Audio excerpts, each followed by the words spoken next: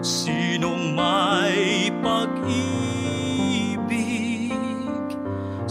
Masayang pagbati sa mga ama ng tahanan, ang haligi, tagapag-alaga, tagapagtanggol, at taga-suporta. Ang mga naitay, pinagisang nanay at tatay, sa dahilang mag-isa ng itinataguyod ang pamilya, maging ina ka man o ama.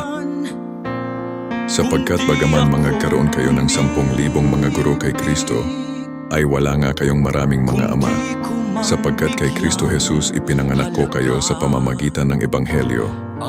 Isang Panginoon, isang pananampalataya, isang bautismo, isang Diyos at Ama ng lahat, na siyang sumasa ibabaw sa lahat, at sumasa lahat, at nasa lahat. Kung di ako Lumapit si Jesus at sinabi sa kanila, "Ibinigay na sa akin ang lahat ng kapangyarihan sa langit at sa lupa.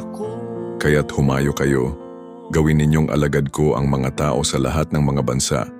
Bautismuhan ninyo sila sa pangalan ng Ama at ng Anak at ng Espiritu Santo."